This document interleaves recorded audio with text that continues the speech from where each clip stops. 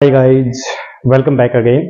दोस्तों, आज के इस वीडियो में हम डिस्कस करने वाले हैं कि टाइप ऑफ रियल एस्टेट की रियल एस्टेट के कितने प्रकार होते हैं। पिछली वीडियो हमने बनाई थी कि रियल एस्टेट क्या होता है। आज हम समझेंगे कि रियल एस्टेट के कितने प्रकार होते हैं। ठीक है, हम यहाँ स्टेप बाय स्टेप आपको लर्न करते हुए चल रहे हैं दोस्तों, क्योंकि ये चैनल आपके लिए रियल एस्टेट लर्निंग के लिए हमने ये प्रॉपर क्रिएट किया है, क्योंकि हमारा दूसरा चैनल पे हम गुड़गांव के प्रोजेक्ट के रिगार्डिंग वीडियो वहां पे बनाते हैं। तो दोस्तों, ज्यादा अपडेट अगर आप लेना चाहते हैं तो आप व्हाट्सएप का जो चैनल है हमारा उसको फॉलो कर सकते हैं। टाइम टू टाइम वहां पे आपको न्यूली अपडेट है वो मिलती रहेगी। तो आज का दोस्तों हमारा जो टॉपिक रहेगा वो है टाइप्स ऑफ रियल एस्टेट।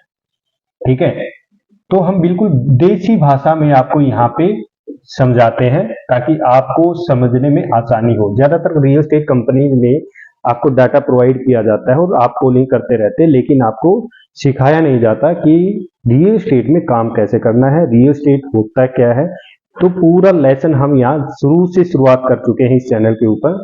सबसे पहले हमने रियल एस्टेट को समझा था कि एक्चुअल में रियल एस्टेट होती क्या है, फिर उसके प्रकार के ऊपर हम ये वीडियो बना रहे हैं कि रियल एस्टेट के कितने प्रकार हैं। ऐसे ही फिर हम आगे डिस्कस करते चलेंगे धीरे धीरे, क्योंकि हम यहाँ पे टीम को भी साथ के साथ लर्न करवाते हैं।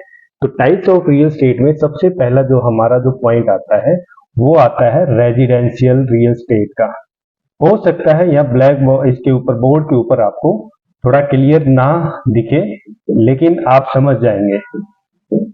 तो रेजिडेंशियल रियल एस्टेट क्या होता है दोस्तों? रियल एस्टेट का मतलब ये होता है कि असली संपत्ति, यानी रेजिडेंशियल असली संपत्ति, आप ऐसे भी इसको बोल सकते हैं। तो रेजिडेंशियल रियल एस्टेट के अंदर क्या आते हैं? रेजिडेंशियल रियल एस्टेट के अंदर वो जगह आती है जहां पे लोग रहते हैं, जैसे कि मकान, आपके अपार्टमेंट्स वगैरह। इस टाइप की जगह को हम रेजिडेंशियल रियल एस्टेट बोलते हैं, जहां पे लोग रहते हो। ठीक है, रेजिडेंशियल रियल एस्टेट। दूसरा टाइप हमारा आता है कॉमर्शियल रियल एस्टेट। ठीक है, मैं थोड़ी शॉर्ट फॉर्म के अंदर लिख रहा हूं ताकि जल्दी जल्दी इस वीडियो को कंप्लीट करें। तो असल असली संपत्ति वो होती है जहां पे लोग अपना व्यापार करते हैं, जैसे कि ऑफिस, दुकानें, या आप मॉल मान सकते हो, क्योंकि वहां पे सारी की सारी कमर्शियल एक्टिविटीज होती है जो कि बिजनेस करने के लिए पर्पज से यूज की जाती है। तो उसको हम क्या बोलेंगे? Commercial real estate. ठीक है, उसके बाद तीसरा अगर हम पॉइंट समझे तो वो आ जाता है आपका हमारा इंडस्ट्रियल। ठीक है, industrial real estate. Industrial real estate के अंदर वो संपत्ति आती है जहां पे औद्योगिक लगाए जाते हैं, उद्योग किए जाते हैं, मैन्युफैक्चरिंग जो यूनिट है वो लगाई जाती हैं। कोई किसी प्रोडक्ट का प्रोडक्शन करना होता है, वो इंडस्ट्रियल रियल एस्टेट के अंदर आते हैं। इसके अंदर कई इंडस्ट्री, वेयर हाउस, इस टाइप की चीजें इंडस्ट्रियल उसके अंदर आते हैं। जैसे कि कोई प्रोडक्ट बनाना होता है तो ज्यादातर जो फैक्ट्रीज क्या, ये वाला जो वैसे है ना, जैसे इंडस्ट्रियल रियल एस्टेट ये बिल्कुल शहर से अलग एरिया होता है।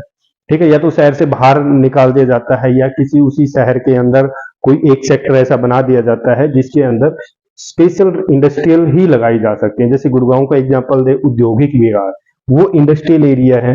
आपका मानेसर है, वो इंडस्ट्रियल एरिया है बिल्कुल अलग से, क्योंकि कंपनी की फैक्ट्री वगैरह अगर जब हम लगाने जाते हैं तो हमें बहुत सारी चीजों की जरूरत पड़ती है, इसलिए इंडस्ट्रियल को हमेशा शहर से बाहर रखा जाता है। चौथा पॉइंट हमारा आ जाता है रो लैंड। रो लैंड या रो रियल एस्टेट भी बोलते हैं, जिसको हम बोलते हैं खाली जमीन।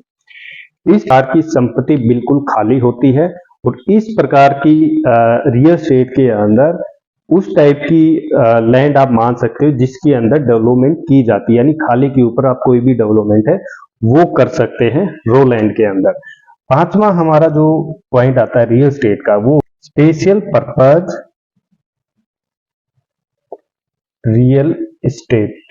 तो ये 5 प्रकार की जो रियल एस्टेट होती है वो होती है। स्पेशल रियल एस्टेट के अंदर वो चीजें आती हैं जिसके अंदर लोग एक स्पेशल टाइप का जो उपयोग है वो करते हैं, जैसे कि हॉस्पिटल हो गया, पार्क हो गया, आपका कोई इंस्टीट्यूशनल हो गया। इस टाइप की चीजों के अंदर आती है स्पेशल पर्पज रियल एस्टेट। तो दोस्तों, ये 5 तरह की आपकी रियल एस्टेट होती है। जो कि अलग अलग कंसेप्ट के अंदर काम करती हैं। रियल एस्टेट में इससे आगे कुछ नहीं होता। ये 5 प्रकार के टाइप आते हैं जो आपके काम के होते हैं और आप इन्हीं फैक्टर के अंदर जाके काम करते हैं या इन्वेस्टमेंट करते हैं।